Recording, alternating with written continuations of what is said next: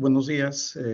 Vamos a esperar algunos minutos hasta que el resto también acceda para empezar la clase.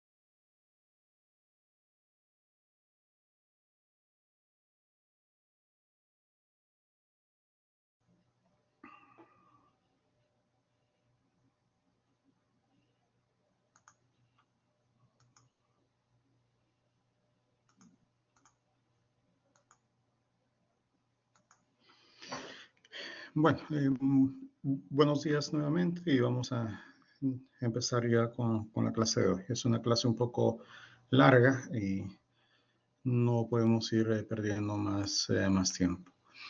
La clase pasada estuvimos viendo, bueno, hoy hemos culminado el ensamblaje de la matriz pseudotridimensional. Espero que vayan avanzando el trabajo. Y necesitábamos, o en la última parte hemos visto este cálculo. No lo hemos detallado mucho, simplemente les he mencionado que una vez que se calcula la matriz de rigidez, resolvemos este sistema de ecuaciones matriciales. Hay que tener en cuenta que siempre nuestra incógnita van a ser los desplazamientos. Los desplazamientos es un vector, al igual que las fuerzas, siempre van a ser vectores, a diferencia de la matriz de rigidez, que es una matriz, de ahí su nombre. Bien, entonces, ahora lo que vamos a hacer es completar este vector de fuerzas. Luego hablaremos del cálculo también de irregularidades y por último el cálculo del centro de masas, que también es otro parámetro que ustedes requieren para ir avanzando con sus trabajos. A ver, quiero ver si todo está bien por acá. Bueno, si tienen cualquier duda, alguna consulta, simplemente prenden sus micrófonos. La carga sísmica como tal, hemos mencionado que genera un movimiento del terreno. Quiere decir que hay un movimiento de izquierda a derecha, desde que inicia hasta que acaba. Esa es la carga sísmica. Pero nuestro interés va a ser calcular los desplazamientos que estas cargas generen, principalmente los desplazamientos más grandes. Digamos, en qué instante de este movimiento del terreno se estará generando esos desplazamientos máximos? Realmente no nos interesa, simplemente cuál es su valor máximo. Por lo tanto, una forma de ver esto es suponiendo que haya una cortante en la base, que hay una fuerza cortante en la base. Esta fuerza cortante en la base va a darnos entonces esos desplazamientos máximos que se pueden generar en un edificio. Lo que nosotros estamos viendo acá es la suposición también de que un edificio se considere como un modelo de masas concentradas. A ver, por acá no sé si hay alguna consulta. Bueno, creo que no.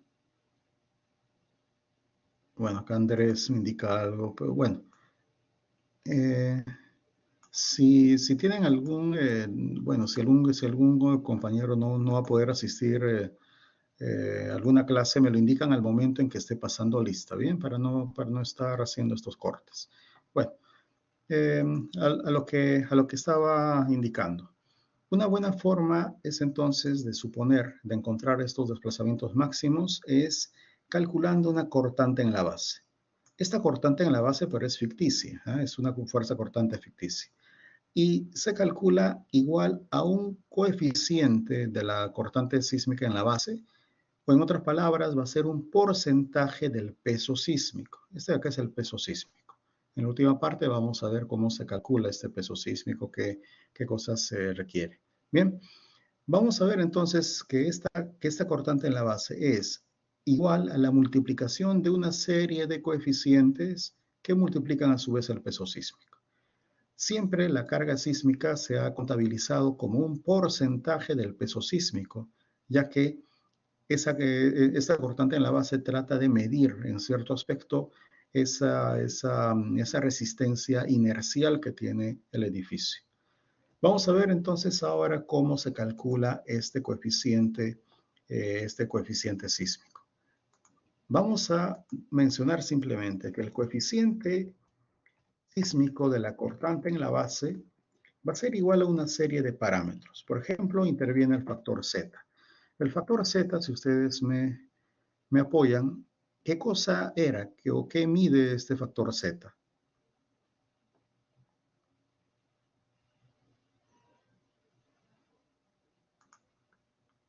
¿Mm? ¿Qué considera este factor Z? ¿Por qué lo estamos usando? Eso lo vimos en la clase de esta semana y el martes. ¿Qué contabiliza este factor Z?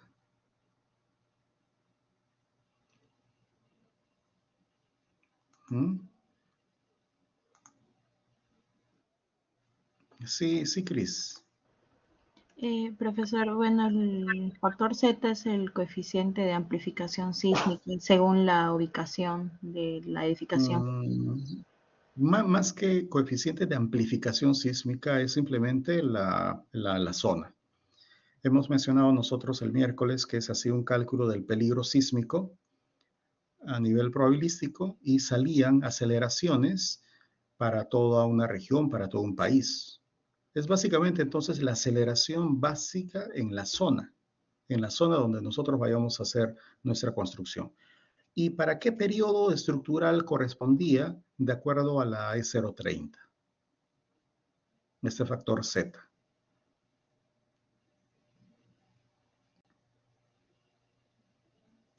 ¿Mm? ¿Qué es lo que hemos indicado el miércoles? ¿A qué periodo estructural correspondía este factor Z?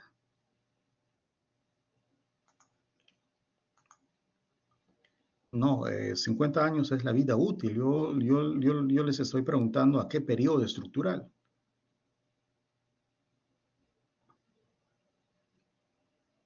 repasen lo que hemos visto el miércoles. El miércoles o el martes hemos hablado que este factor Z correspondía a periodos estructurales de 0 segundos. Quiere decir que solamente nos sirve para edificios con ese periodo de vibración. Entonces hay que corregirlo. Luego intervenía digamos, un factor S. Este factor S, ¿a qué corresponde? ¿Por qué nosotros usamos este factor S?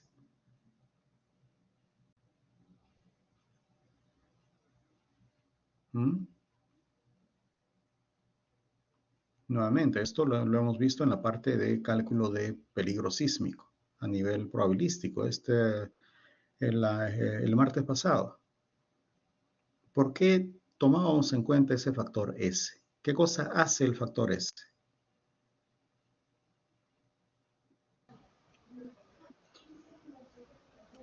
Arnold indica que parámetro de sitio, pero no creo. ¿Qué otro nombre más adecuado se le puede dar? ¿Por el tipo de suelo?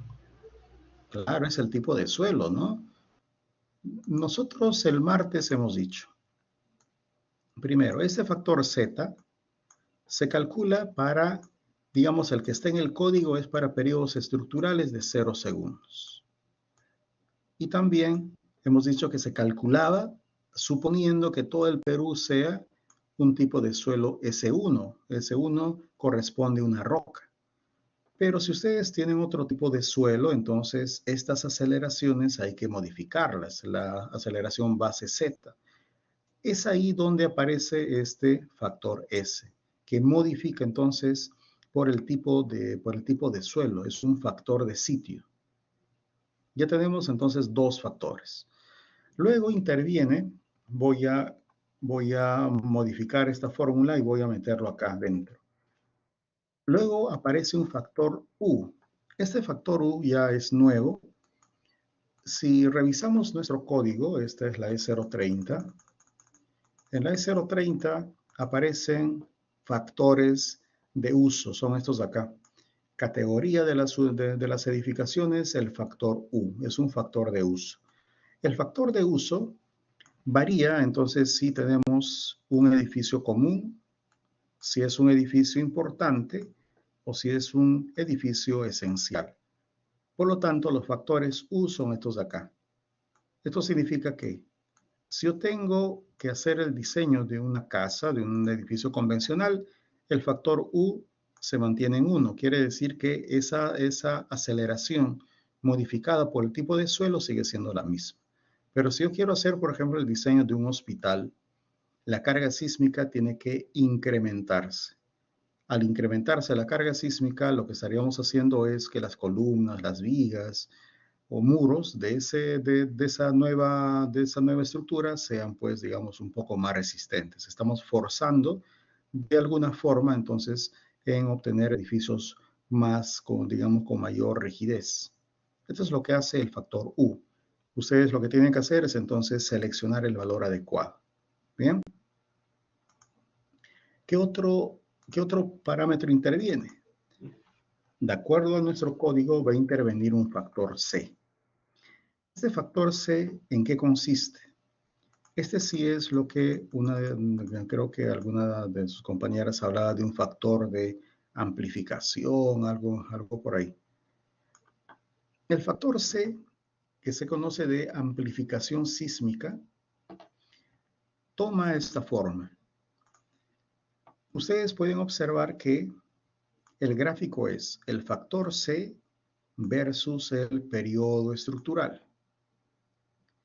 Entonces, ya hemos indicado que Z por U por S, hasta este momento, de lo que hemos hablado nosotros, este parámetro, está relacionado a periodos de 0 segundos. Estamos acá, a periodos de 0 segundos. Pero nuestras estructuras van a tener diversos periodos de vibración, no solamente a 0 segundos. El trabajo de este factor C es justamente modificar esta multiplicación de Z por U por S para considerar el periodo estructural digamos, aproximado, preciso de la estructura que estemos diseñando. Y tiene 3 rangos, un primer rango, un segundo y un tercero. El primer rango es uno completamente horizontal hasta alcanzar este periodo característico de T sub P. Luego hay un primer descenso hasta alcanzar otro periodo característico de T sub L. Bien, entonces se compone de estos 3 sectores. Estos valores de T sub P y T sub L los podemos encontrar en el código. Voy a mostrarles luego. Quiere decir entonces que ahora al hacer esta multiplicación de Z por U, por C y por S, ya hemos modificado nuestra carga sísmica por tipo de suelo, por factor de importancia y también de acuerdo a su periodo de vibración. Bien, acá recuérdense entonces las fórmulas. Cuando estamos en el tramo constante, C vale 2.5. En el primer descenso tiene esta fórmula y en el segundo descenso tiene esta otra. Ya tenemos la multiplicación de 4 parámetros. Los factores T sub P y T sub L los podemos encontrar en el código. A ver, creo que está un poco más abajo. Aquí está. Estos son los factores de tipo de suelo que hemos visto en la clase previa. Y los factores T sub P y T sub L, que son los periodos característicos, se dan por cada tipo de suelo. Entonces ya tendríamos estos parámetros. Vamos a volver a donde estábamos. Ya tenemos estos 4 parámetros por acá. Y nos falta un último. El último, todo lo anterior hay que dividirlo. Todo lo anterior hay que dividirlo entre un factor que se denomina R. Sí. Este factor R considera la tipología estructural. Vamos a ver. Buscamos en nuestro código y vamos a encontrar que aparece otra tabla, esta de acá, esta tabla. En esta tabla lo que tenemos son R's básicos, R sub ceros, por decirlo de alguna forma. Dependiendo de la tipología estructural, entonces, si son de acero, si son de concreto armado, si son de albañilería, le corresponde un R básico distinto. Nosotros en el curso vamos a trabajar principalmente en concreto armado. Y hay de 3 tipos estos valores de R. De pórticos, dual y de muros estructurales. Dependiendo entonces de esta tipología, tenemos el valor R que le corresponde. La explicación de su uso vamos a hacerlo para más adelante, porque no es tan sencillo. Ahora solamente vamos a ver algo, digamos, con una breve explicación, una breve introducción a todo esto. Bien. Entonces, ya conocemos este otro factor R. Pero este factor R realmente esa tabla que acabamos de ver es un R0. Este R0 va a tener que multiplicarse a un factor IA y a un factor IP. Estos factores IA y luego el IP corresponden a si hay irregularidades presentes en nuestra estructura o no. Vamos a estudiar también entonces estos tipos de irregularidades. Para ver el tema de irregularidades, vamos a hablar, entonces voy a abrir otra presentación que también se les ha compartido. Vamos a estudiar entonces en qué consisten. En la E030, por lo tanto, nos habla también de irregularidades, y acá tenemos. En altura, por ejemplo, de piso blando, piso débil, también esas mismas irregularidades pueden ser extremas. Tenemos las de masa, de peso, geométrica verticales, sistemas resistentes, etcétera, etcétera. Bien, y acá tenemos también en planta, torsional, torsional extrema, esquinas entrantes, discontinuidad del diafragma, sistemas no paralelos. ¿Cómo podemos entender este tema? Cuando esté presente cierta irregularidad en nuestra estructura, vamos a decir que la ductilidad disminuye en un tanto. Por lo tanto, ustedes pueden darse cuenta que si yo tengo, por ejemplo, estas irregularidades de piso blando o estas de piso débil, ese factor I sub A que hemos mencionado vale 0.75. Y así, para cada uno de estos estamos viendo un valor distinto. Para las en planta lo mismo, 0.75, 0.6, dependiendo del que esté presente. Lo que el código indica es, debemos tener entonces un factor de irregularidad en planta y otro en altura. Si el edificio es regular, si no está presente ninguna de estas irregularidades, simplemente el factor es 1. Pero si está presente, por ejemplo, esta acá de 0.75 y otra de 0.90, y esta es la de en planta, solamente consideramos el menor valor. Vamos a considerar entonces el menor valor de ambos. No hay que sacarle un promedio ni nada, simplemente el menor valor de ambos y ya tendríamos la irregularidad, de uno de ellos. Puede ser en planta o puede ser en altura. De esta manera, entonces, podemos nosotros encontrar los factores para hacer la multiplicación. Esta de acá. Porque el R básico lo hemos obtenido en una de las tablas. Vamos a ver entonces un poco en qué consisten estas irregularidades. Revisen ustedes la E030, que es nuestro código en Perú, porque los ejemplos que yo les voy a plantear ahora son tomados del código de Estados Unidos y probablemente pues algunos valores, por ejemplo, cambien. Vamos a ver primero las irregularidades horizontales o en planta. Nos dicen que esta podemos calcularla evaluando. Nosotros hemos mencionado ya previamente, voy a abrir otro documento que también nos va a servir. Hemos hablado nosotros que un edificio tiene un centro de masas. Tiene un centro de masas.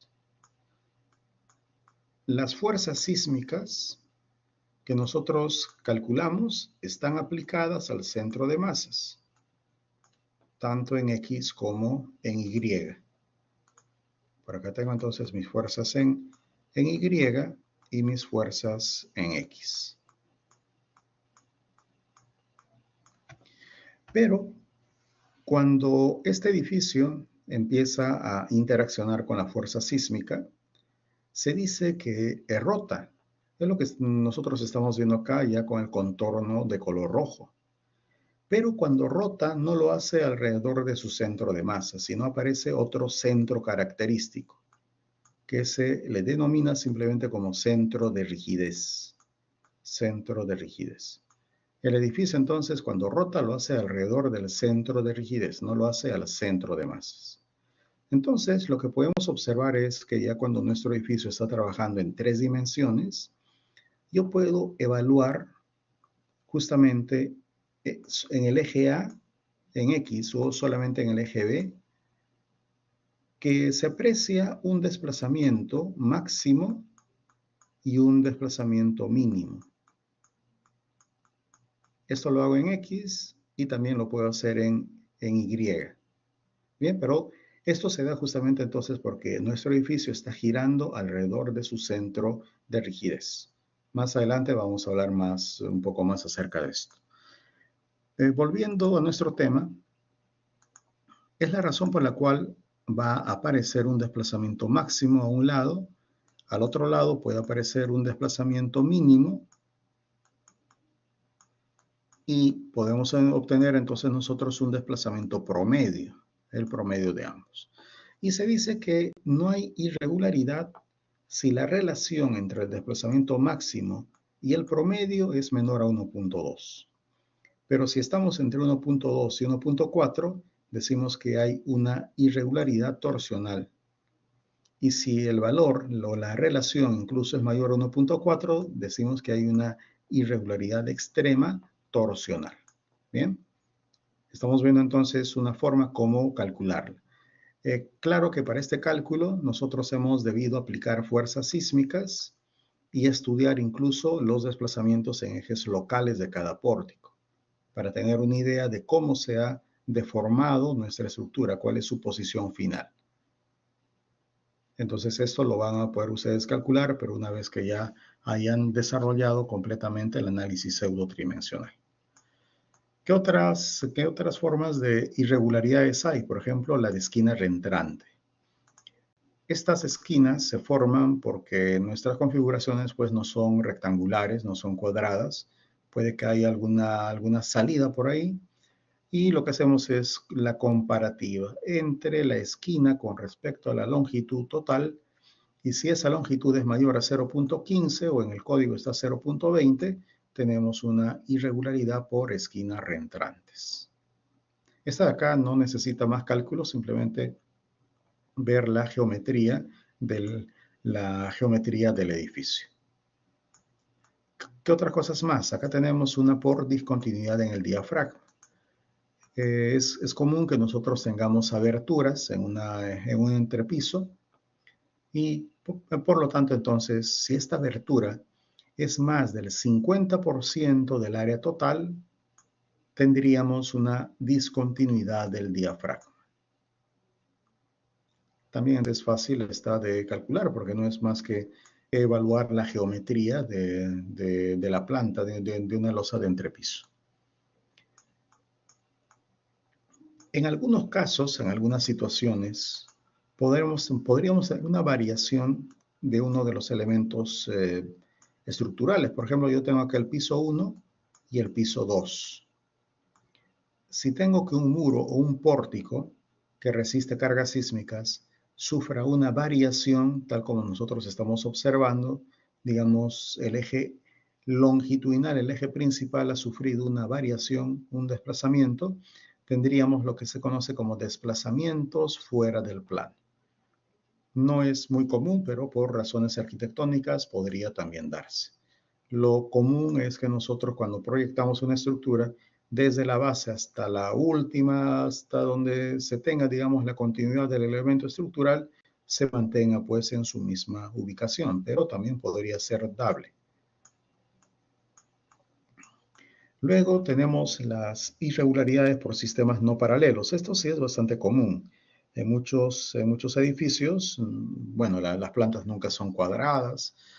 Los muros también podríamos plantearlos o definirlos con ciertos ángulos de inclinación, dependiendo de los ambientes y demás.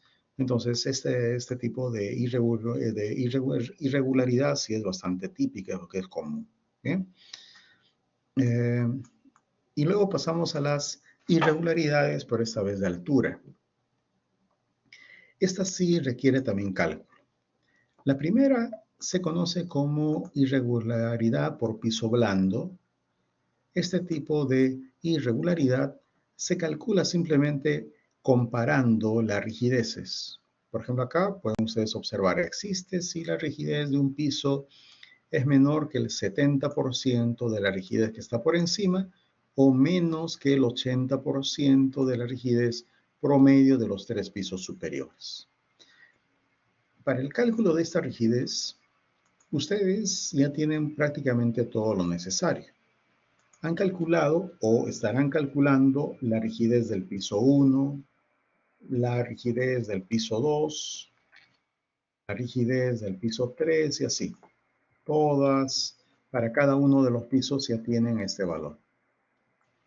Tanto en X como en Y. Esto les ha servido a ustedes para que ensamblen la matriz primero en coordenadas locales, en sus trabajos de 3×3, y luego también para la matriz pseudotridimensional.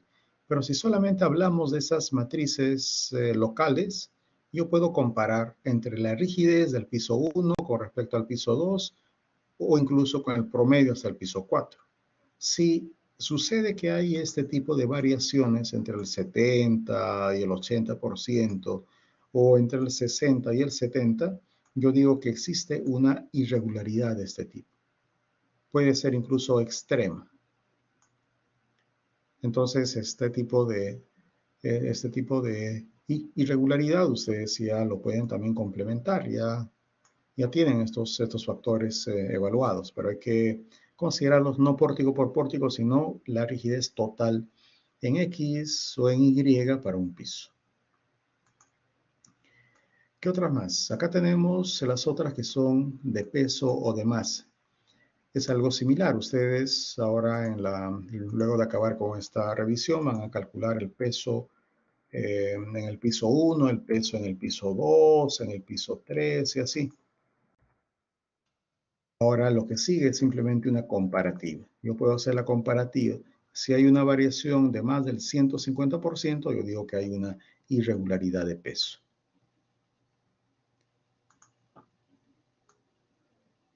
Acá aparece otra más que es la de geométrica vertical. En este caso, en esta irregularidad, lo que ustedes tienen que ver es que en altura, si se presenta un cambio, digamos, en el sistema estructural, pueden ser que los muros van perdiendo peralte o incluso todo un pórtico que vaya en algún lado tenga dos vanos y luego en los pisos superiores un solo vano, podríamos tener este tipo de irregularidad geométrica vertical.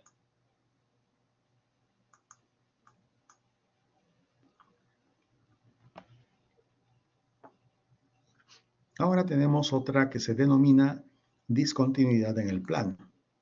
Esta de discontinuidad en el plano no hay que confundirnos con el otro que hemos visto por acá, que voy a retroceder con esta de acá.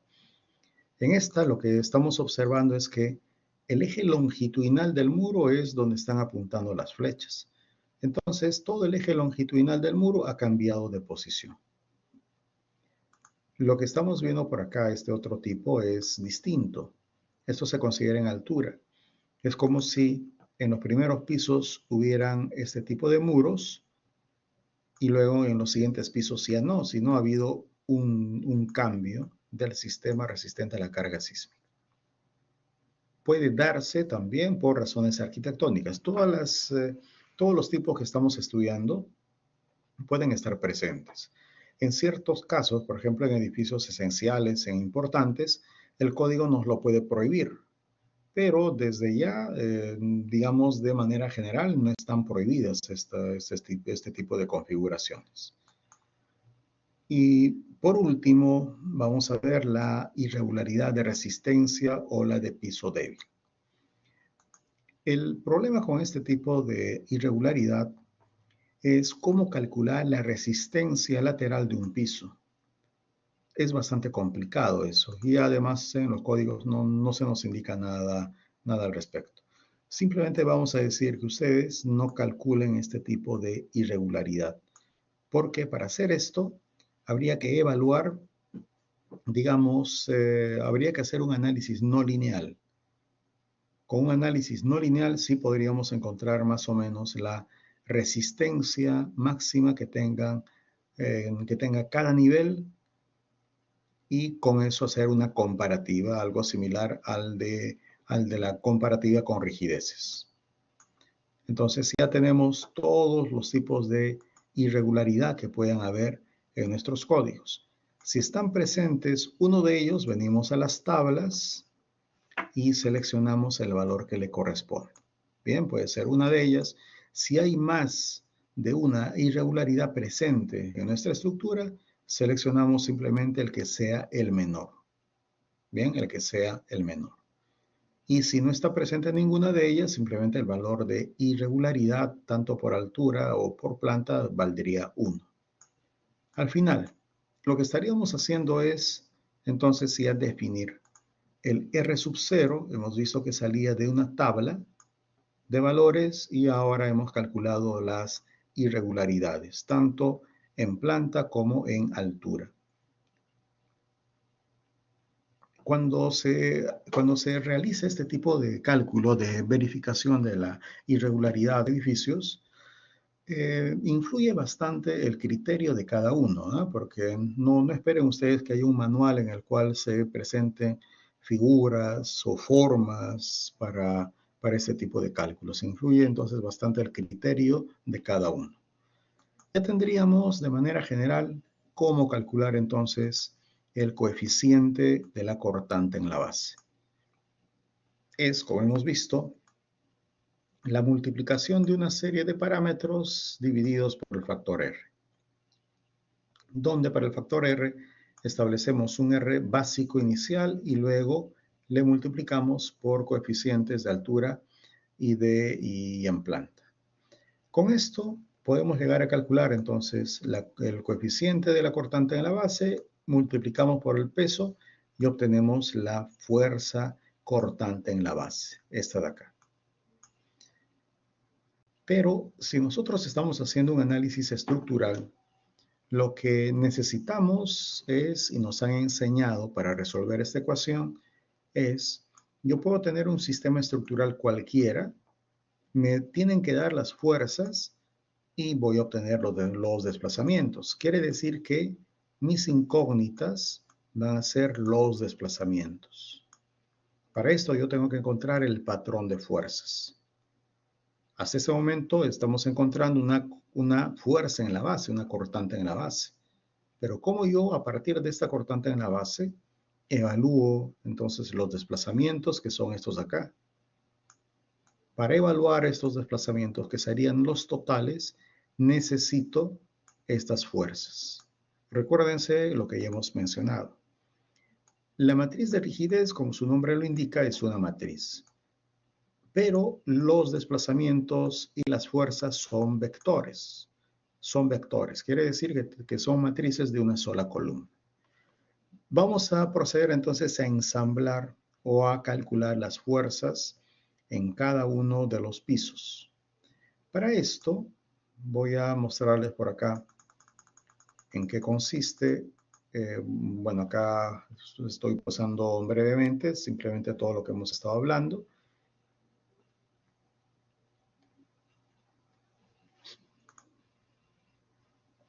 Y la cortante en la base que acabamos de calcular, que hemos hablado, vamos a distribuirlo en altura. Para distribuir en altura, voy a usar esta fórmula general. Cada una de las fuerzas va a ser igual a un coeficiente alfa y que multiplica a la cortante en la base. Ahora entonces voy a ver cómo se calculan los coeficientes alfa. Los coeficientes alfa son una especie de ponderados entre la multiplicación de los pesos de cada nivel por las alturas, pero esta altura es la altura total que se mide desde la base. Aquí tenemos la altura total, medida desde la base o desde la rasante a cada piso. Ya tengo entonces la multiplicación. Pesos de cada piso, alturas totales elevado a este exponente k, que vamos a ver de qué trata. Y por debajo tengo la sumatoria de todos los pesos por las alturas. Por eso que, como ya les he mencionado, este es un ponderado. De esta forma, yo voy a llegar a encontrar cada una de estas fuerzas. Esto lo vamos a ver en una tabla, en una hoja de Excel que ya se les ha compartido. Bien. Ahora sí ya puedo resolver el sistema. He encontrado estas fuerzas. Estas fuerzas, debido a su posición, a su ubicación, se les denomina simplemente fuerzas laterales equivalentes a la carga sísmica. Bien, fuerzas laterales equivalentes a la cortante en la base, o simplemente fuerzas laterales en altura. A este método se le conoce como el método estático sísmico, que es bastante sencillo. Lo que hemos indicado, calculamos una cortante en la base, que es igual a una serie de coeficientes que multiplica al peso sísmico.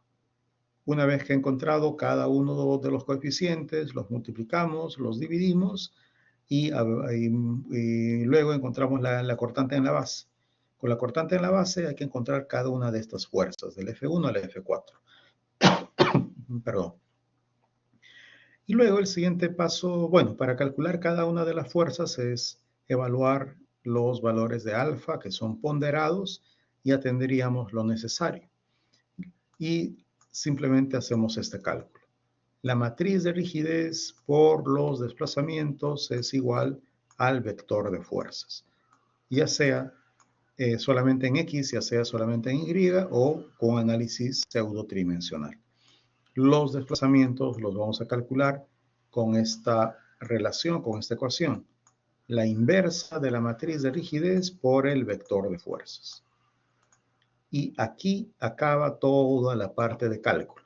Luego ya viene una etapa de verificación de los desplazamientos para que estén de acuerdo al código,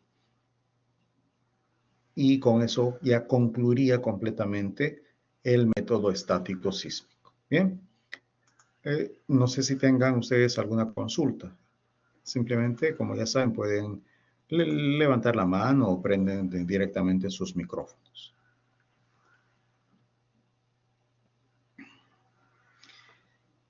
Bueno, vamos a continuar entonces, y antes de ello vamos a descansar un poco y de paso llamamos lista.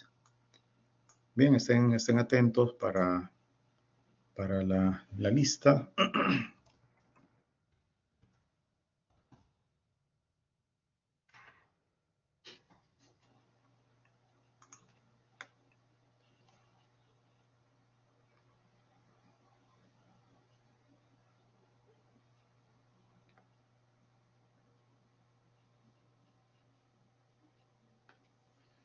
A ver, Aliaga Guevara,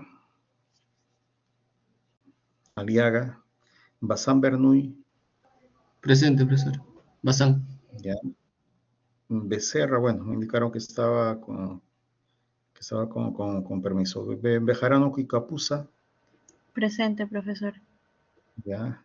Benavides Bendezú, Presente, profesor.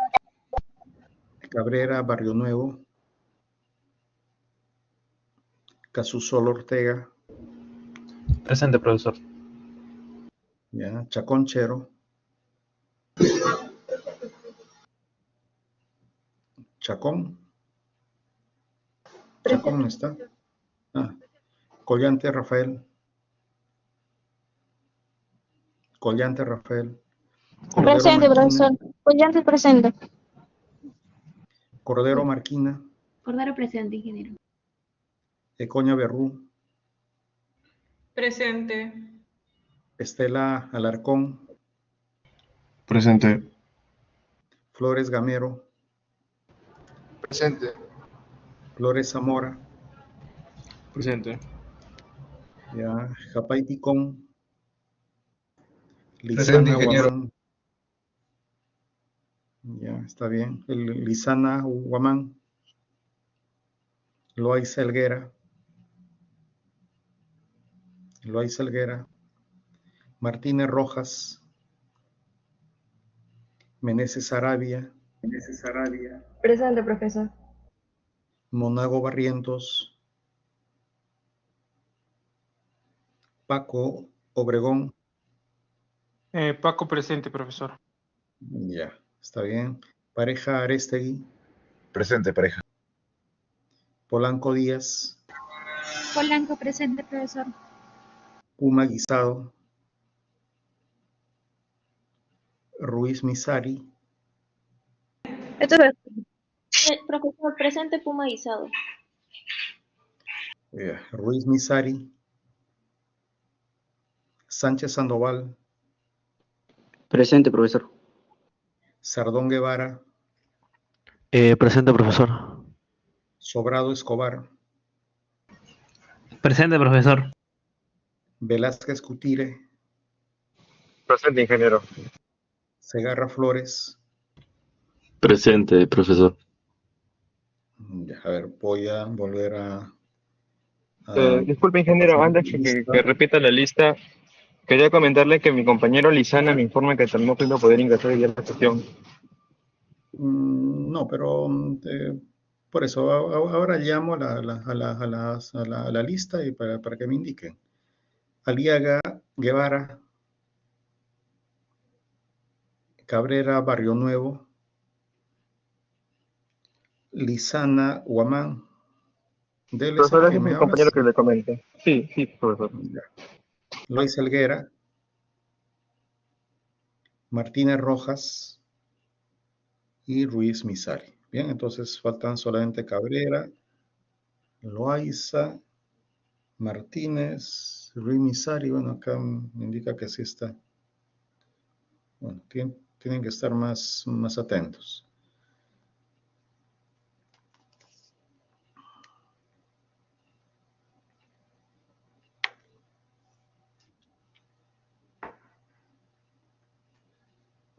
Bueno, Monago, pero ya hace rato he estado pasando lista. Incluso creo que ya te he considerado. Tienen que estar más atenta.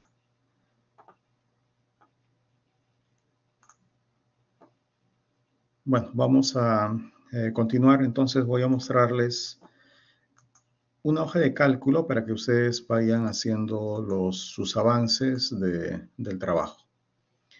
En el aula pueden encontrar ustedes esta hoja de Excel que se llama simplemente de sistemas de fuerzas horizontales equivalentes, y es esta hoja de cálculo.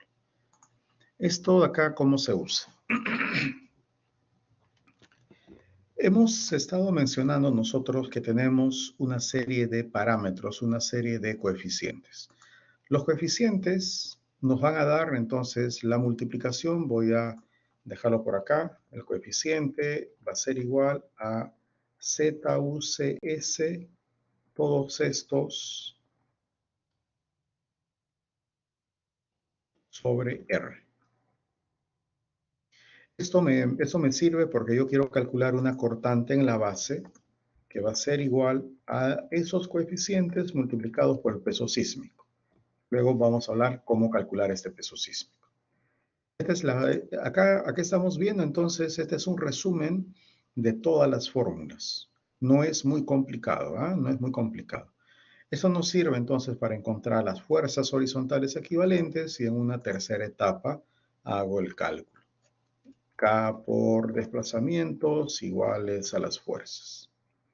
Mi interés es entonces calcular los desplazamientos. Para eso simplemente calculo la inversa de la matriz pseudotridimensional, y por el otro lado tengo las fuerzas, y ya tenemos resuelto el sistema. Bien, no es muy complicado.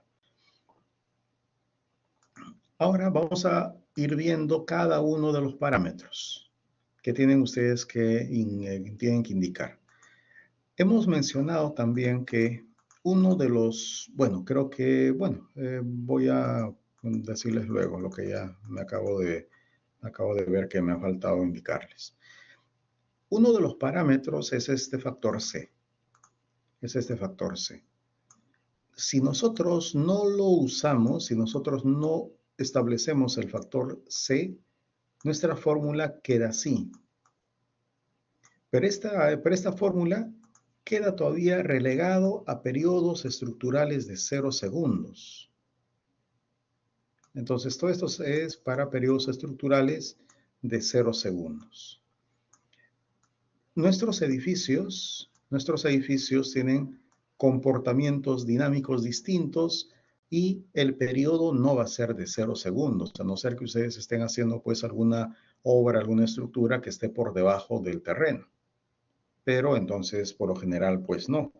Entonces, nuestras estructuras van a tener un periodo de vibración. Dependiendo del periodo de vibración, yo puedo situarme en la parte plana o puedo estar en los otros sectores. Entonces, lo que necesitamos hacer nosotros es calcular un periodo estructural. ¿Cuál será el periodo estructural de nuestra estructura? Este periodo estructural, hay formas complicadas de calcularlo, que vamos a ver en la unidad 4, y hay fórmulas empíricas o sencillas, tales como las que vamos a encontrar en nuestro código. Si buscamos en el código, vamos a ir a la parte de análisis estructural, y acá están todas las fórmulas que hemos hablado. Y acá estamos encontrando el periodo fundamental para sistemas de varios pisos. El periodo fundamental de nuestra estructura es La altura total, HN, es la altura total sobre estos coeficientes C sub T. Estos coeficientes C sub T dependen de la tipología estructural. Por ejemplo, si yo solamente tengo pórticos de concreto sin muros y demás, vale 35. Y así, si yo tengo entonces ya pórticos con muros, pueden valer, por ejemplo, 60 y demás. Entonces, ya podemos calcular de manera empírica. Este no es un cálculo pues preciso, el preciso lo vamos a conocer en la unidad 4. Ya podemos llegar a calcular el periodo de vibración. Tanto en X como en Y, puede que nuestro sistema, digamos, no sea igual. Bien, tanto en X como en Y. Quizá estoy usando solamente pórticos por un lado, por el otro lado estoy usando pórticos con muros, entonces el periodo de vibración tanto en X como en Y puede ser distinto. Venimos a nuestra fórmula entonces del valor C. Hemos dicho que necesito establecer estos periodos característicos T sub P, T sub L, pero que dependen del tipo de suelo. Acá podemos observar. Ya la clasificación de los suelos para sismos hemos visto el martes. Esta de acá. Hemos explicado por qué los valores S1 todos eran iguales a 1 y así. Bien. Ahora, para los periodos característicos, esos T sub P y T sub L también depende del perfil de suelo, depende del tipo de suelo. Y acá tienen los valores correspondientes. Ya podríamos entonces definir cómo está variando el parámetro C, porque también ya conocemos el periodo estructural. Con esto, entonces volvemos acá, vamos a dejarlo en esta lámina donde ya está todo nuestro formulario y venimos a la hoja de cálculo. Lo primero que yo debo establecer es entonces, para cambiar el periodo estructural, es calcular el periodo. En este caso, yo estoy haciendo el ejemplo de un edificio de 10 pisos, no, perdón, de 10 metros. Ustedes en sus enunciados tienen también, digamos, pues el que les corresponde y calculamos los coeficientes, tanto en X como en Y, que ya hemos indicado que eso depende de la tipología estructural. Y con esto simplemente calculo. Ya tendría el periodo estructural X, el periodo estructural en Y. Seguimos completando la tabla. Vamos a necesitar calcular los coeficientes de la cortante en la base.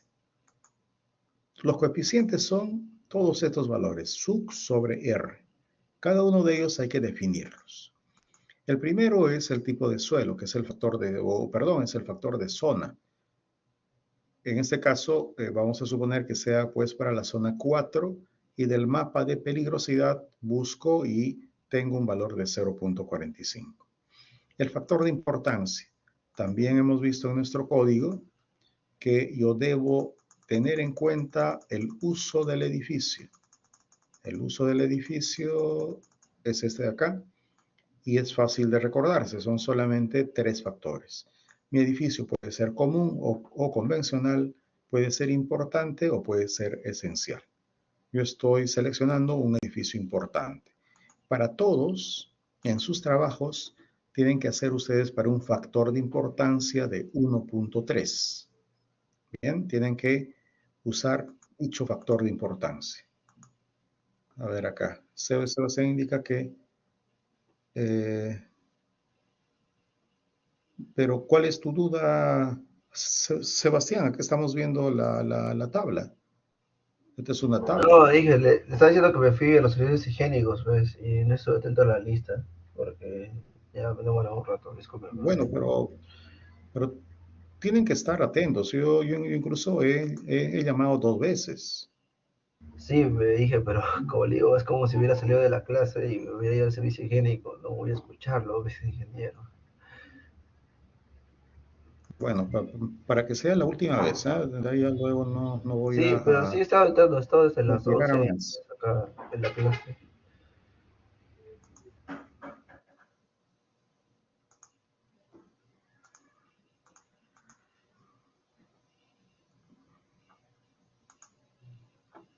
Bueno, vamos a vamos a continuar. Y si quieren hacer algún pedido, algo, díganlo, pero también pues sin cortar la clase, ¿no? Porque hacen con una pregunta y uno no entiende qué es lo que quieren, qué es lo que quieren indicar. Bueno, entonces el factor de importancia, ya les he mencionado que para todos, 1.3, para todos los trabajos.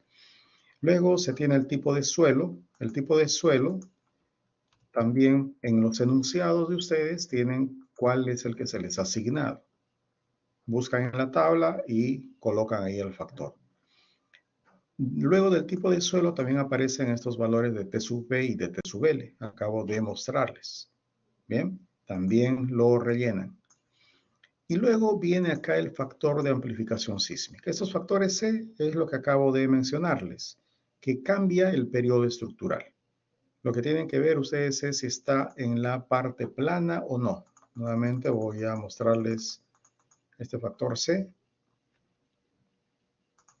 Y estamos observando entonces que puede estar en la parte plana y el factor C vale 2.5. Si está en el primer descenso, vale 2.5 T sub P sobre el periodo estructural. Y luego, digamos, en el tercer tramo vale 2.5 la multiplicación de T sub P, T sub L sobre el periodo estructural al cuadrado. Lo que hemos indicado, entonces, este factor en el código se le llama de amplificación sísmica. Lo que hace es cambiar las aceleraciones que si no usamos el factor C, serían pues para periodos estructurales de 0 segundos. Bien, entonces, de esa forma, calculamos el factor C, que también, dependiendo del periodo estructural, puede ser distinto en X y puede ser distinto en Y. El siguiente paso es seleccionar el factor R.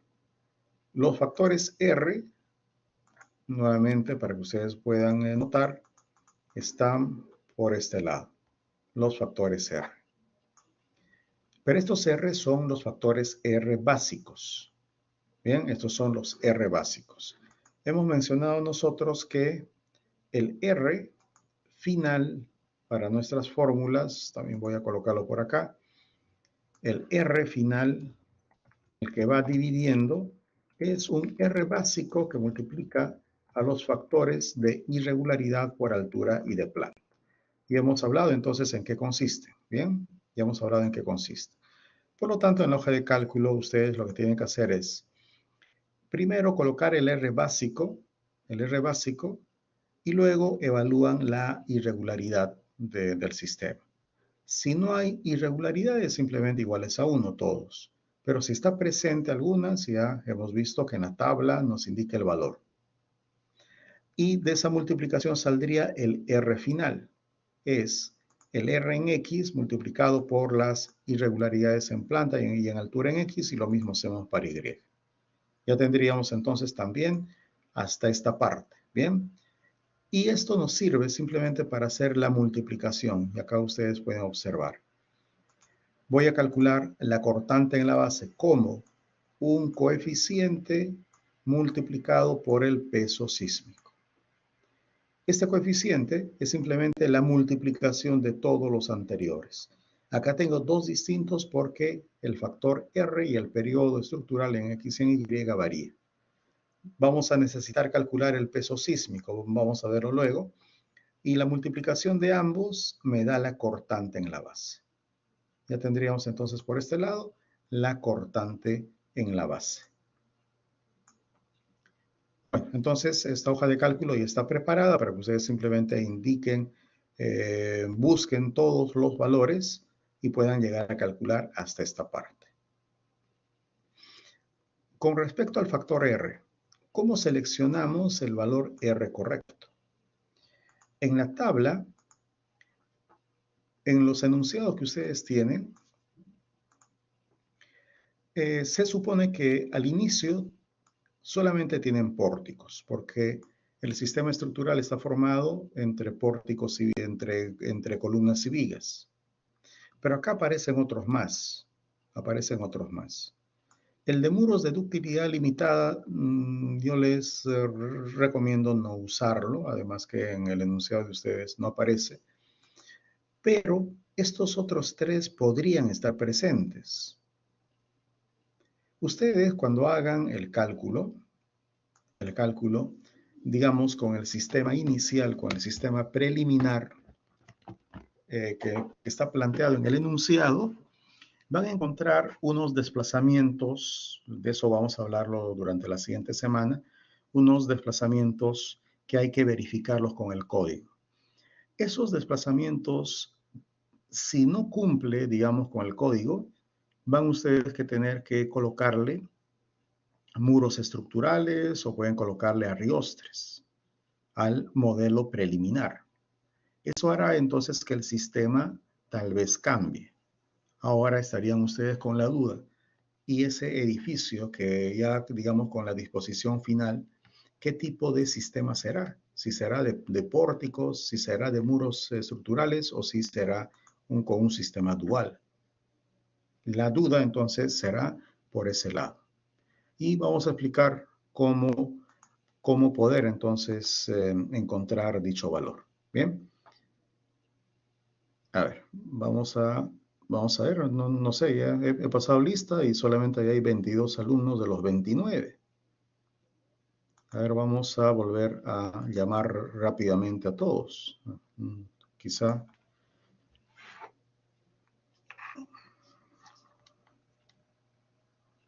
tienen alguna dificultad o no, pero tienen que estar ustedes presentes en clase. Bueno, vamos a avanzar un poco más.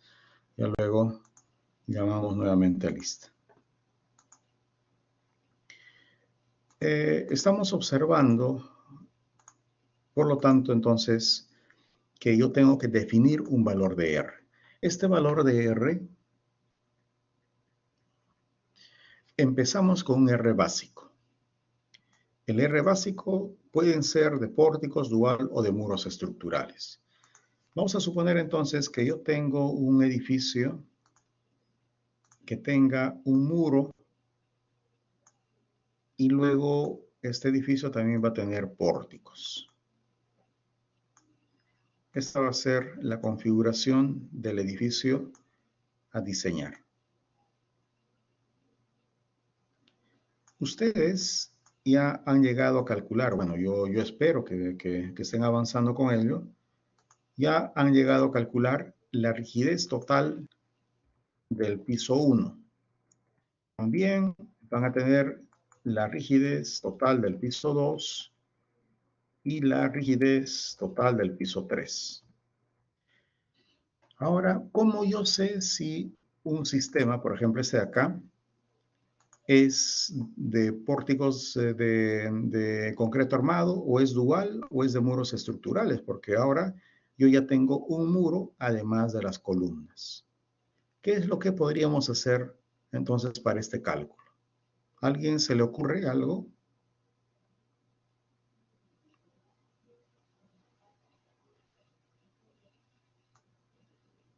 ¿Qué podríamos hacer? Yo quiero saber si es un sistema totalmente aporticado o si es de muros estructurales. Ingeniero, puede ser muros estructurales porque vemos una placa, ¿no? O sea, podríamos decir que es de muro estructural. Claro, ¿no? Hay un muro y podríamos realmente no afirmar que sea de muros, sino estar en duda.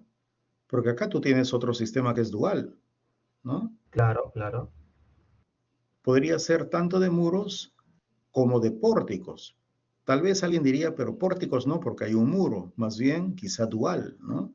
Estaríamos en la duda si es dual o si es de muros estructurales. Para Claro, esto, profesor, pero sí, yo le quería decir que como para ser más conservativos, yo usaría el de muros estructurales, ¿no? Para hallar como que la mayor resistencia para ese factor de reducción. es que no es, digamos, no es del todo así. Sí, alguien creo que alguien ha levantado la mano. Sí, Sí, profesor. se puedes prender tu micrófono, sí.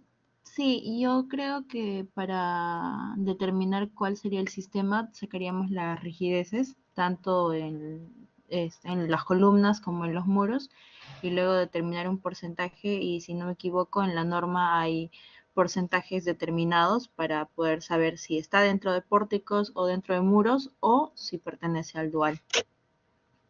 Ujú.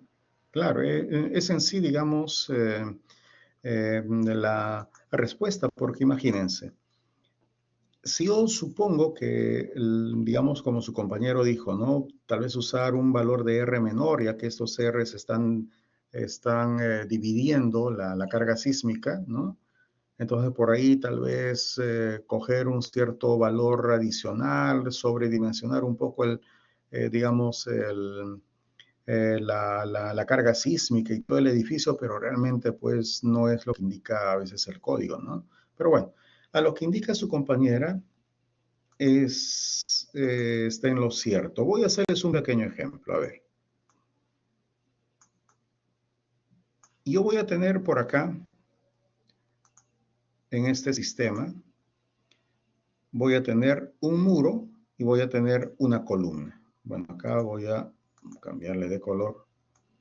Voy a tener un muro y una columna. Hay una fuerza sísmica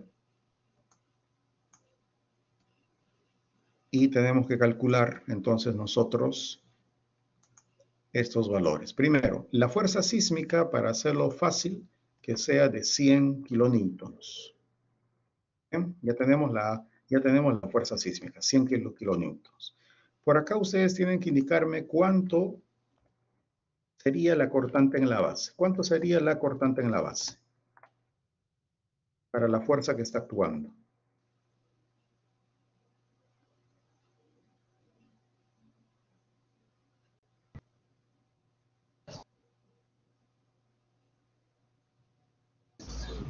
¿100, profe?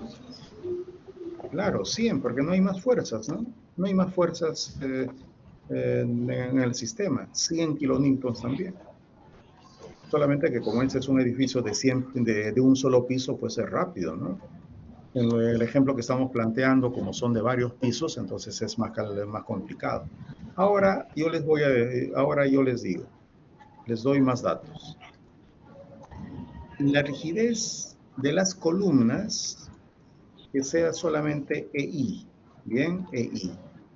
Mientras la rigidez del muro, que sea 10 veces EI, así como en cursos digamos, en cursos de análisis estructural, nos dicen, ¿no? Que en la armadura o en dicho pórtico, algunos elementos tienen una rigidez a flexión de un módulo de elasticidad, ¿no? De EI, y el otro tiene de 2 veces EI. Para que nos salga más rápido, vamos a hacerlo así. Ya tienen acá ustedes la rigidez del muro y la rigidez de la columna. Ahora yo les pregunto, ¿cuánto sería la cortante que asume las columnas y cuánto sería la cortante que asume el muro? ¿Cuánto asume la columna? ¿Cuánto sería la cortante?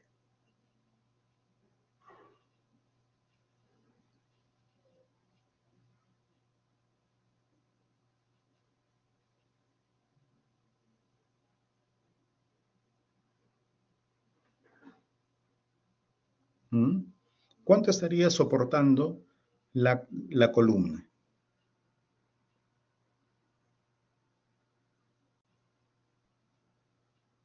Estamos analizando un modelo tipo cortante, ¿eh? Lo que estamos viendo en el curso.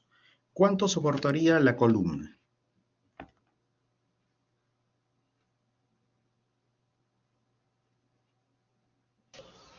¿10? Solamente 10, ¿no? Y entonces, el muro, ¿cuánto estaría soportando? El resto, los 90. Algo similar vamos a hacer nosotros entonces, así como su compañera nos lo mencionaba, que en el código, vamos a leerlo luego, en el código se da la clasificación entre un sistema para que sea de pórticos, dual o de muros estructurales, considerando la cortante en la base que tome algunos elementos. Voy a colocarlo de forma acá sencilla. Vamos a decir que un sistema es de pórticos cuando las columnas soportan más del 80% de la cortante en la base. Bien. Va a ser de muros estructurales cuando los muros soporten más del 70% de la cortante en la base. Así dice el código. Luego voy a mostrarles. Y si, digamos, estamos en el rango que nos está faltando, si las columnas no soportan más del 80 ni los muros más del 70, tendríamos un sistema dual, el intermedio. Por lo tanto, una forma de verificar cuánto de la cortante en la base soportan las columnas, cuánta de esta cortante soportan los muros, es con este ejemplo que yo les acabo de desarrollar, lo que ustedes mismos me han indicado, ¿no? Entonces, si ustedes se dan cuenta, yo he colocado por acá valores de la rigidez a flexión,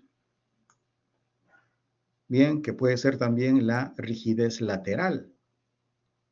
Entonces, ustedes me han resuelto rápidamente este ejercicio simplemente encontrando qué porcentaje del total soporta la columna y qué porcentaje del total soportan los muros, ¿no? Es fácil darse cuenta. El primero 10 columnas, 90 para los muros.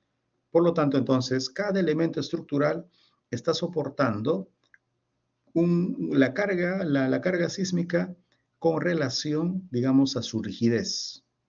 Ahora volvemos al sistema al de 3 pisos.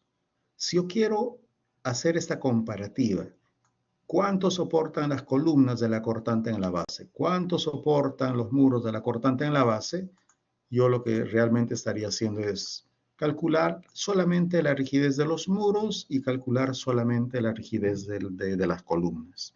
Y eso ustedes ya lo tienen, porque para este cálculo de la rigidez piso por piso han diferenciado. Pueden sumar rápidamente todos en la dirección X.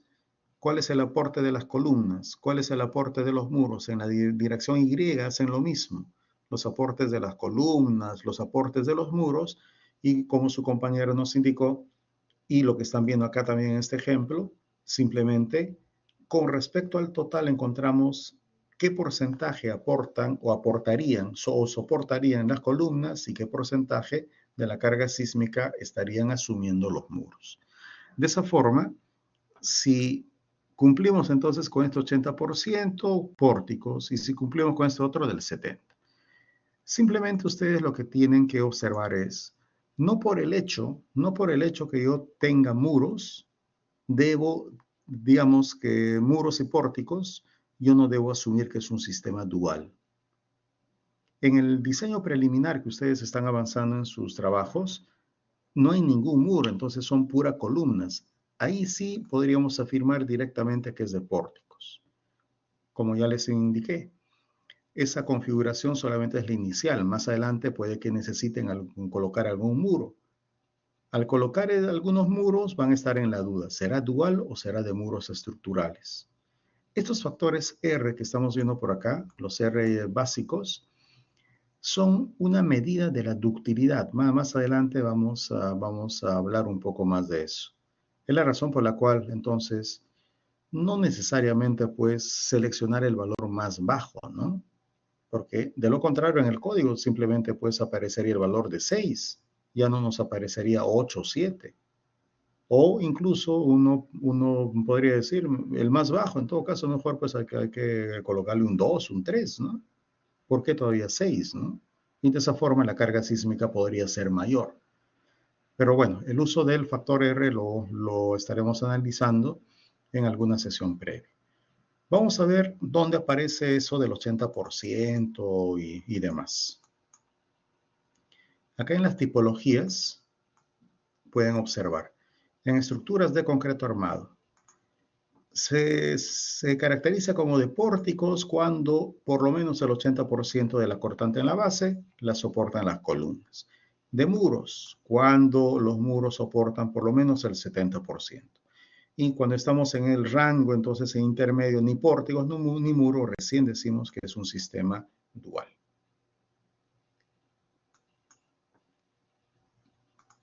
Completando entonces nuestra tabla, ya hemos definido, por lo tanto, el factor R básico, hemos hablado de irregularidades, encontramos el R final y hemos encontrado nuestra cortante en la base.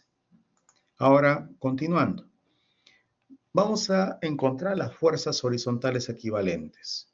En nuestro dibujo serían todos estos Fs, porque a mí me han enseñado a calcular, de acuerdo al análisis estructural, esto de acá. Si yo no conozco las fuerzas, no puedo calcular los desplazamientos. La rigidez nos han enseñado en cursos de análisis estructural con el método de desplazamientos. Estas fuerzas, como nuevamente volvemos a reiterar, es simplemente encontrar unos valores de alfas que son ponderados del peso por las alturas totales desde la rasante. Y esto ya lo tienen acá también elaborado. En la fórmula aparece este exponente K. Ese exponente K no le vamos a dar mucho detalle por el momento, simplemente decir que varía dependiendo del periodo estructural. Vale 1 cuando el periodo estructural o hasta periodos estructurales de 0.5 segundos. Y para periodos estructurales mayores a 2.5 segundos, K vale 2. Entonces, entre 0.5 y 2.5 hay que hacer una interpolación lineal. Para que no hagan ustedes la interpolación lineal, acá tienen la fórmula. Ya tendríamos también entonces el factor K. Para el trabajo que ustedes están haciendo, el factor K, como está ligado esto al periodo estructural, el periodo estructural puede que sea menor a 0.5. Pero eso también revísenlo. En otras palabras, probablemente el factor K sea de 1. Bien, ya tenemos entonces acá los factores K establecidos y esta fórmula la vamos a tabular. Primero tengo los pesos por cada nivel, también el peso total, las alturas totales, multiplico P por las alturas totales elevado a la K y me da eso de acá. También voy a necesitar la sumatoria, que es toda la parte inferior, y empiezo a calcular cada uno de los alfas. Es por cada uno de los pisos entre la sumatoria total. ¿Ya está? Ahora, los alfas multiplico por la cortante en la base y me da las fuerzas horizontales equivalentes. Estas son las fuerzas horizontales equivalentes. Y esto lo calculamos, entonces, en la dirección X y en la dirección Y. ¿Ya está? Y eso sería prácticamente todo. Ya tendría mis fuerzas horizontales equivalentes. En la clase del viernes pasado, habíamos llegado hasta esta parte, hasta acá. Esta es, lo anterior es para sistemas de 3 pisos, pero analizados solamente en X, analizados solamente en Y. ¿Qué sucede cuando mi edificio está trabajando en, digamos, ya en un sentido pseudo-tridimensional? Acá tienen también este es un ejemplo de cálculos de irregularidades que les he compartido. Vamos a hacer nuestro esquema. Hemos dicho que yo tengo un centro de masas, yo voy a tener un centro de masas, pero cuando mi edificio empieza a rotar, lo hace alrededor de su centro de rigidez. Quiere decir que aparece acá unas longitudes que se conocen como excentricidades inherentes, debido a la diferencia de ubicación entre el centro de rigidez y el centro de masas.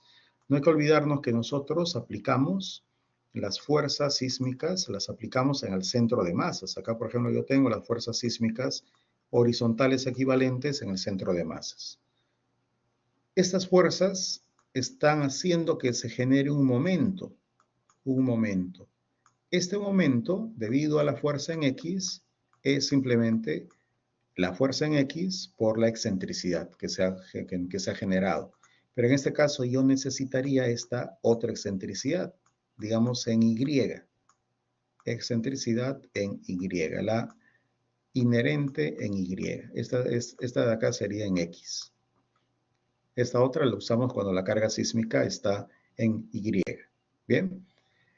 Por lo tanto, para un análisis sísmico, yo ya acabo de calcular las fuerzas horizontales equivalentes, pero me falta esa excentricidad. La excentricidad realmente, la excentricidad, vamos a decir la excentricidad total, es igual a la excentricidad inherente más una excentricidad accidental. Pero esto ¿por qué? Ya acabamos de hablar que la inherente es debido a la diferencia de coordenadas entre el centro de masas y el centro de rigidez. ¿Y de dónde sale esta excentricidad accidental?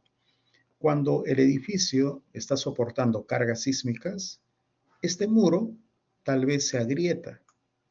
Esta otra columna también quizás se agrieta, igual estas otras de acá. Quiere decir que el centro de rigidez que inicialmente estaba en este punto puede sufrir variación. Pues puede pasar, puede disminuir en X, puede aumentar en X, lo mismo en Y. No sabemos dónde va a estar, simplemente. Y los códigos lo que nos indican es, entonces hay que considerar una excentricidad accidental. Esa excentricidad accidental se considera como el 5% o 0,05 de la longitud de longitudes transversales a la carga sísmica. Entonces, si la fuerza en X está en esta, digamos, bueno, está en X, fíjense que yo he usado la excentricidad en Y. Quiere decir que yo debo medir cuánto es esta longitud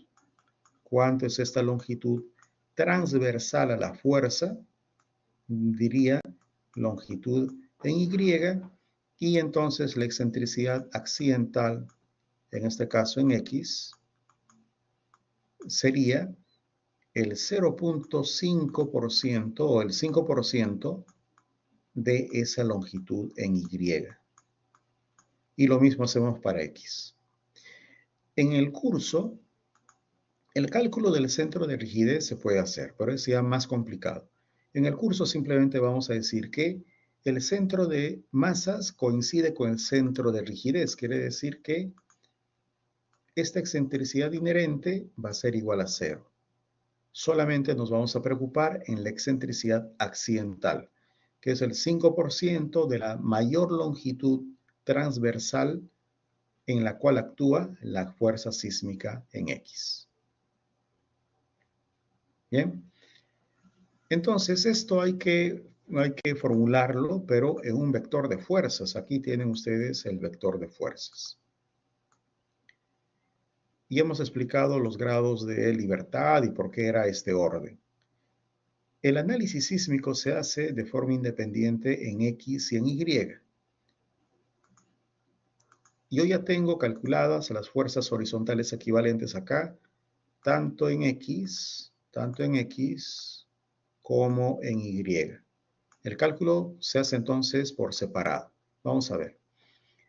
El cálculo en X. De esos patrones de fuerzas horizontales equivalentes, coloco, esto era en el piso 1, en el piso 2 y en el piso 3. Como estoy haciendo solamente para la fuerza sísmica en X, la fuerza sísmica en Y en todos los pisos es 0. Ahora calculo la excentricidad accidental. Hemos dicho que en cada piso calculo la longitud transversal a la fuerza sísmica mayor. En este caso, como es un rectángulo, en todos los pisos me sale 16.5. Calculo la excentricidad accidental con un 5% de 16.5, me sale 0.825. Y entonces empiezo a encontrar cada uno de los momentos.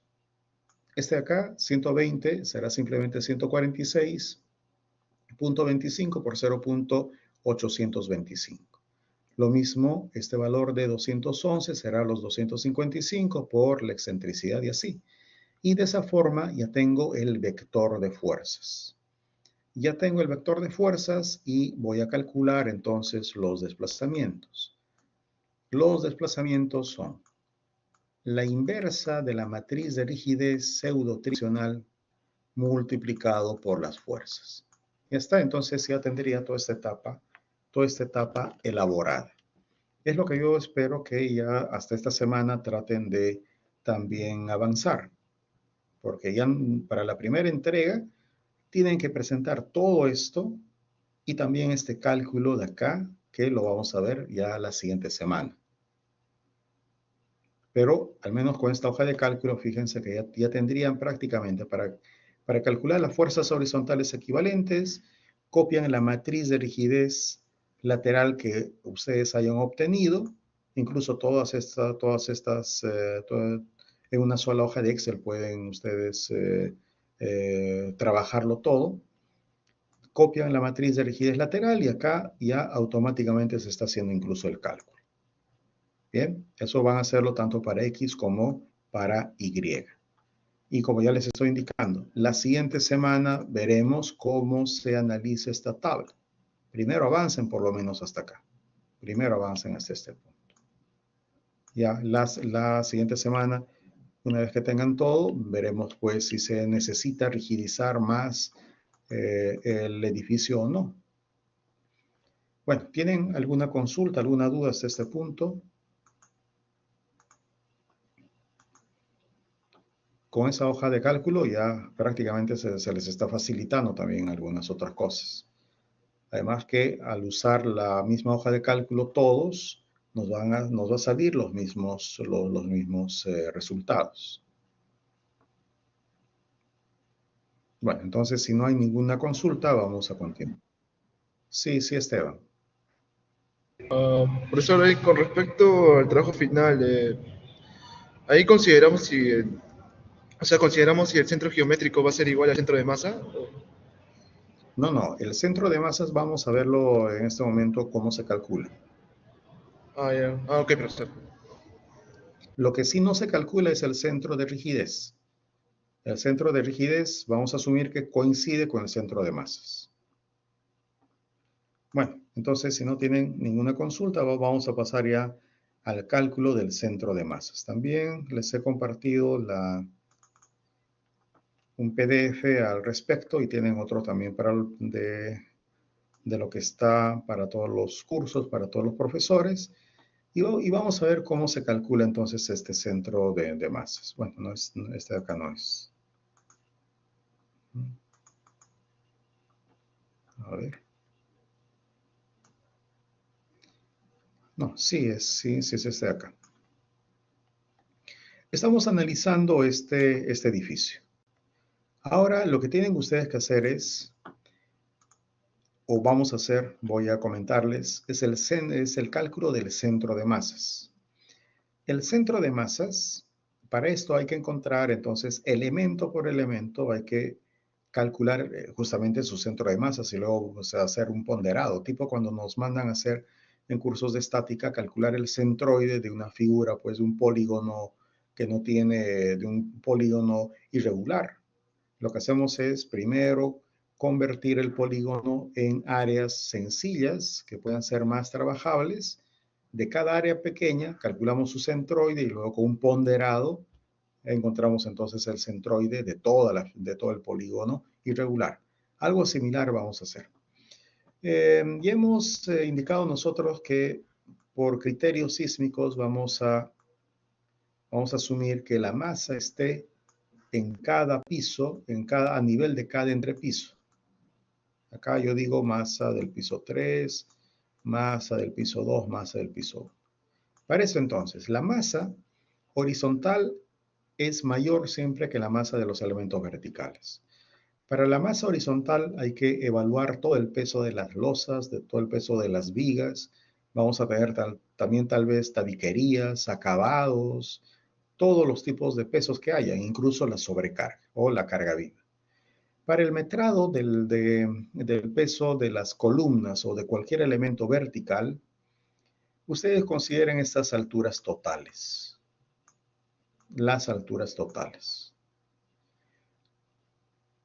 Hay algunos que, por ejemplo, como el programa TAPS, que el metrado de los elementos verticales lo hacen de esta forma.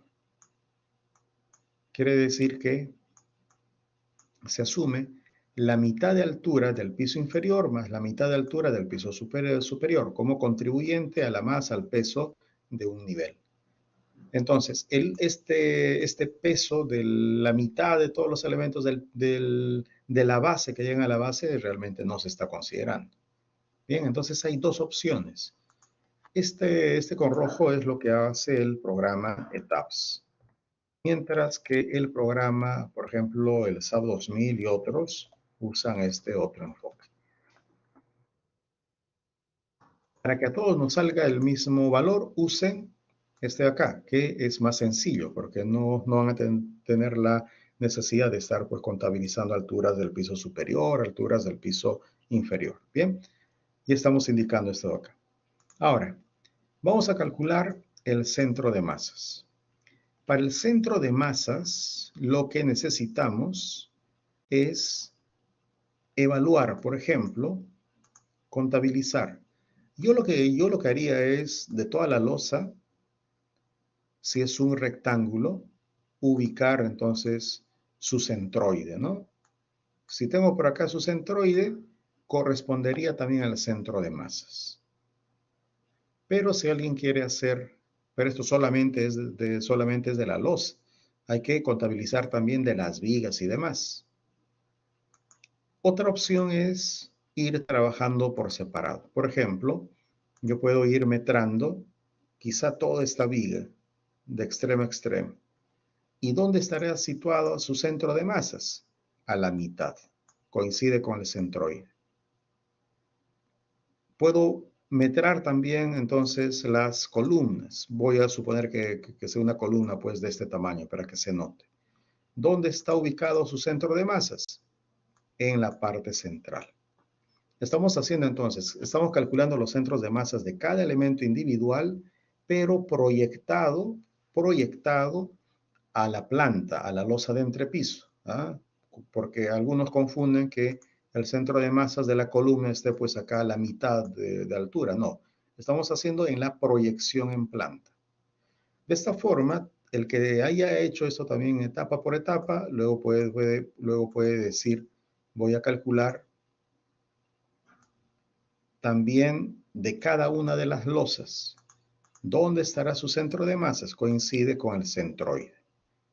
Bien, una vez que yo tenga entonces ubicados todos los centros de masas de los elementos individuales, tengo que tener también, como es lógico, la masa de cada uno de ellos. Esto lo van a trabajar ustedes. Acá voy a mostrarles el ejemplo de un grupo pasado. Ustedes lo pueden observar acá. En este grupo, lo que primero hicieron es calcular el volumen, la multiplicación de estos tres nos da el volumen, base por el peralte, por la altura, tanto de vigas, columnas, muros, losas. Ese volumen multiplicado por el peso específico nos da el peso, elemento por elemento. ¿Por qué se hace elemento por elemento? Porque luego hay que calcular digamos, las coordenadas de sus centros de masas con respecto al eje global.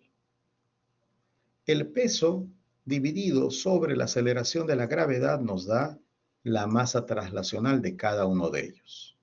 Y acá ustedes pueden observar, para las vigas, columnas, muros, losas, todos estos son cargas muertas. Todos son cargas muertas. Todos son cargas muertas. O digamos peso propio. Todos estos son peso propio de todos los elementos estructurales. Luego viene como cargas muertas, también quizá ustedes consideren tabiquerías, acabados, cargas mecánicas, etcétera, etcétera. Estas cargas por lo general pues nos dan ya tantos kilos por metro cuadrado. Hay que trabajarlos también entonces en las losas, ¿no? Encontramos su centro de masas y colocamos. Lo que nos interesa es entonces, una vez que completemos con toda esta parte, multiplicar las masas por cada una de las coordenadas de los centros de masas. Vamos a tener también cargas vivas. Para las cargas vivas hacemos lo mismo. Por último, vamos a encontrar la sumatoria total. Sumatoria. Estos son pesos y estos son masas. Estos son masas por la coordenada en X y masas por la coordenada en Y. Ahora, entonces simplemente a cada una de estas multiplicaciones, si yo lo divido entre la masa, obtengo el centro de masas, que es lo que voy a mostrarles. Y acá tienen ustedes el centro de masas tanto en X como en Y. Esto es lo que tienen que ustedes también definir para su modelo. Tienen que encontrar entonces el centro de masas.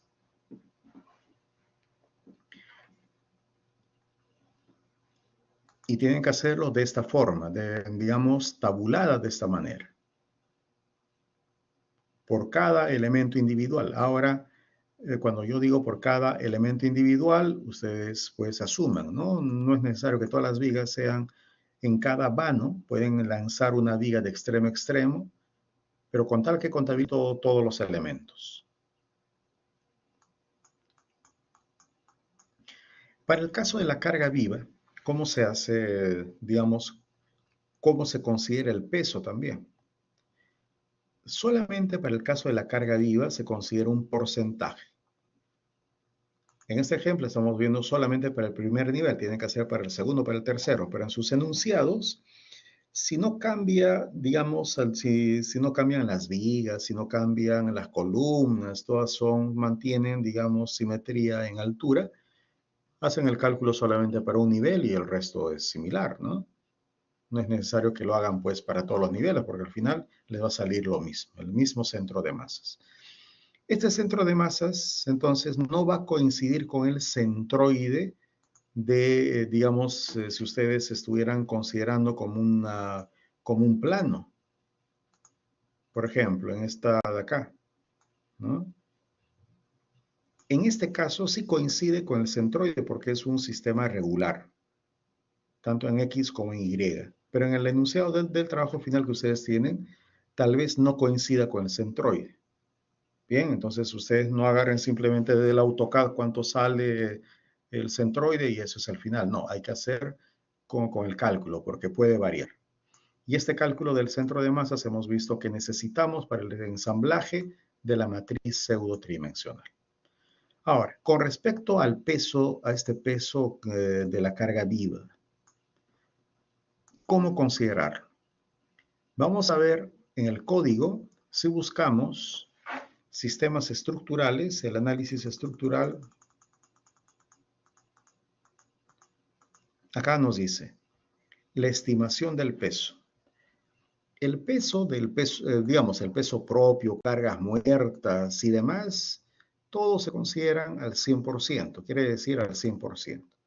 Pero con respecto a la carga viva, nos dice que cuando nosotros tenemos categorías de edificios A y B, la carga viva se considera solamente el 50% de esta carga. Y si estamos en la C, consideramos un 50%. Yo ya les he mencionado en sus enunciados, todos son categoría B, entonces considerar un 50% de esa carga viva. Y en los techos se considera siempre, independiente del tipo de uso, el 25%. Bien, volvemos entonces acá a nuestra figura base, esta de acá. Cuando hablamos de cargas vivas, acá, por ejemplo, el peso total sísmico del piso 1 sería 100% cargas, simplemente vamos a hacerlo así, el 100% cargas muertas más 50% cargas vivas. Esto para el enunciado, perdón, para el trabajo final. Lo mismo sería también para el piso 2. Para el piso 2, también el 100% del peso propio, cargas muertas, tabiquería y demás, más el 50% de las cargas vivas. Pero cuando ustedes hagan para el piso 3, en el piso 3 ya hay una carga especial que ya no es la carga viva, sino es una carga viva, pero de techo. Esta carga viva de techo se considera, entonces, de acuerdo a lo que hemos visto con el código, a un 25%.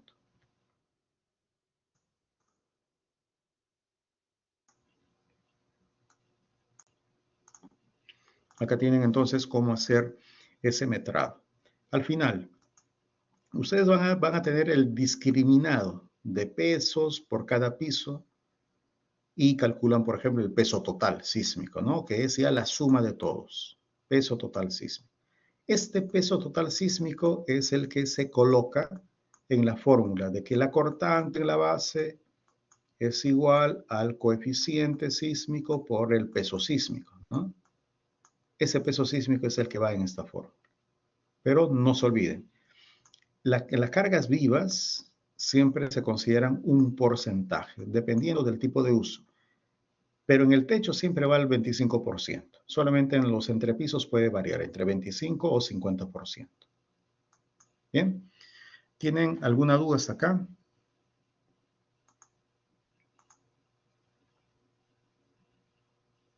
Bueno, espero que no.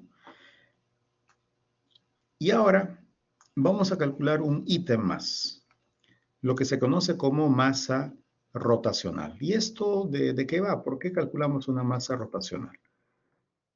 Nuevamente, si yo tengo un centro de masas,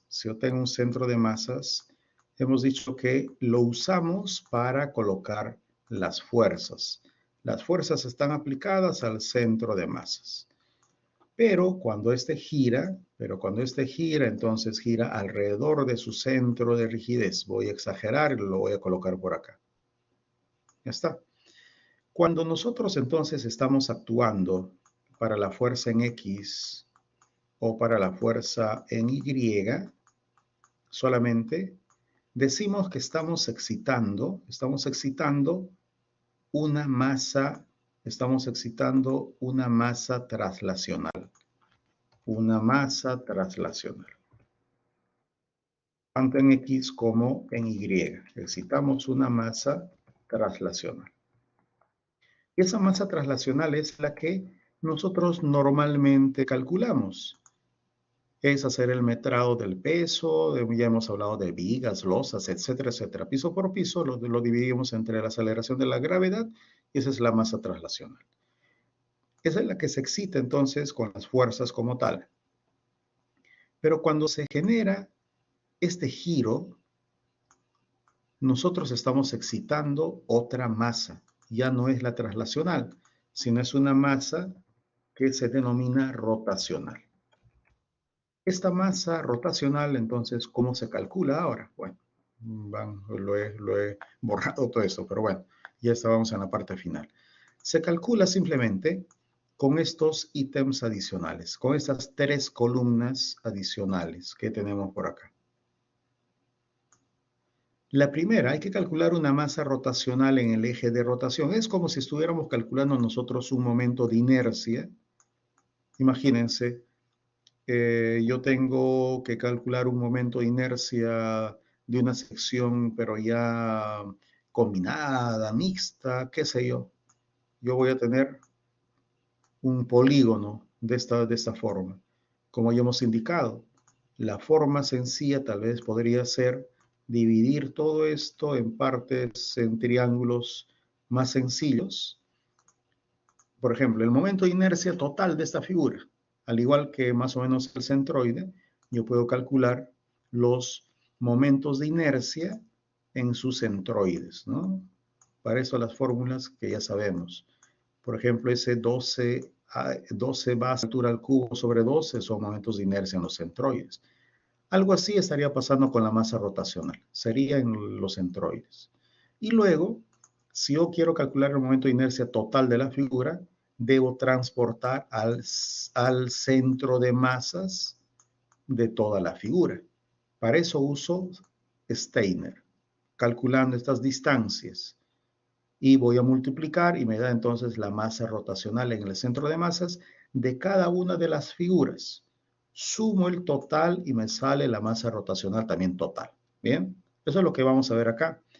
Hay que trabajarlo entonces ítem por ítem. La masa rotacional de cada viga, etcétera, etcétera, la distancia al centro de masas y luego la masa rotacional. Esta masa rotacional, ustedes deben analizarla también proyectándolo en planta. ¿Qué quiere decir? Si yo calculo para una de las columnas, debo usar esta área, el área de la columna. Voy a ampliarlo un poco para que se note. en la proyección. ¿Dónde está su centro de masas? En el donde coincide con el centroide. Si yo calculo para esta viga, lo mismo. ¿Qué distancias voy a usar para esas masas rotacionales? Acá tenemos B y A, por ejemplo. Acá también puede ser A y B, y así. Para cada losa, para cada elemento estructural. La proyección que le toca. Y la fórmula la tienen ustedes más acá. Aquí ustedes tienen la masa rotacional en el centroide o en el centro de masas para figuras rectangulares. Entonces, cada columna, la proyección en planta es un cuadrado, ¿no? O es un rectángulo. Las vigas igual, rectángulos. Las losas igual. Van a tener que calcular con estas fórmulas. Luego, las distancias para aplicar Steiner simplemente es diferencias entre coordenadas. Y la masa rotacional de cada elemento del aporte es simplemente la masa rotacional inicial más la distancia al cuadrado por la masa traslacional. Ya tendríamos la masa rotacional de cada elemento. ¿Bien? Entonces, eso se calcula en las últimas columnas y la sumatoria es la masa rotacional. La masa rotacional. Esto, ¿cuándo se usa? Cuando hagamos nosotros un análisis dinámico a partir de la unidad 4. En este momento, digamos, hasta la primera entrega todavía no vamos a calcular o no vamos a usar esa masa rotacional, porque es un cálculo estático. Ya luego veremos cómo se ensambla también la masa en un sistema pseudo tridimensional. Acá tienen ustedes las masas, se van acomodando. Hemos dicho que estos 2 grados de libertad eran traslacionales, entonces masas traslacionales. La tercera era un giro, una rotación, masa rotacional. Todos estos del primer piso, segundo piso, tercer piso. Y así tengo entonces la masa para análisis dinámicos que vamos a completar, como ya les había indicado, para la segunda entrega. En esta primera entrega todavía no vamos a emplear esta masa. Bien, bueno, hemos llegado casi ya a la hora. Bueno, estamos ya en el rango. No sé si tengan ustedes alguna duda, algún comentario. Lo que yo les recomiendo es que vayan avanzando sus trabajos. Cuando ustedes avancen sus trabajos, les va a surgir dudas. Y entonces vamos a poder responderlas. Porque ahora les estoy mostrando yo todo el material, digamos así en bruto, todo lo que tienen que ir avanzando, pero solamente cuando empiecen a desarrollar sus propios trabajos se darán cuenta. Bien, nuevamente entonces no sé si tengan alguna duda, algún comentario. Profe, yo solo tengo dudas sobre el panorama de este curso, ¿no? Ya que está terminada la clase, creo que parece oportuno preguntárselas. Si la PC va a ser la siguiente semana y si va a ser este día, en realidad esa es la pregunta. ¿A qué te refieres? ¿La PC? Ajá, sí, la PC, ingeniero. La práctica calificada. Bueno, a ver. Primero ingresas tú donde dice información general. Y acá tienes el cronograma de desarrollo. Voy a abrirlo, porque no lo tengo en el USB. Aquí tienes tú la programación completa, si es a lo que te refieres. Tienen que revisar ustedes el material que se les comparte. Entonces, en la primera semana, estamos en la tercera, ¿no? Hemos acabado el día martes la parte de peligro sísmico. Ahora estamos haciendo metrado de cargas y algunos ítems adicionales. La siguiente, vamos a ver todavía temas de dinámica estructural, ejercicios, y acá tienes que la PC, la aplicación es en el primer día de la semana 5. Aquí está. Bien. Ingeniero, y luego, entonces, incluso en la evaluación, acá tienes qué cosas entran. Muchas gracias, ingeniero. De verdad, muchas gracias. Me ha salvado. Bueno, aquí está todo, incluso hasta la última semana. Hasta la última semana. En la última semana prácticamente, bueno, las clases son hasta la semana 14. La semana 15 simplemente ya exposiciones de los trabajos. Incluso también se está indicando qué fechas son las entregas parciales del trabajo final, fíjense. Bien, pero acá está todo el cronograma. Si no se han dado cuenta, bueno, está acá en la parte de información general junto con el silo. Muchas gracias, ingeniero. Bueno, entonces, de nada. Bueno, entonces ya estamos llegando, ya nos hemos pasado un poco y nuevamente les reitero, avancen con sus trabajos porque cuando empiecen a hacer sus cálculos es donde van a surgir las dudas. Y entonces aquí estamos justamente para poder ir solventándolos, para ir respondiendo. Bueno, las gracias por su participación y nos estamos encontrando entonces el martes. Buenas tardes con todos. Buenas tardes, profesor. Un gusto por su clase. Muchas gracias. Buenas tardes.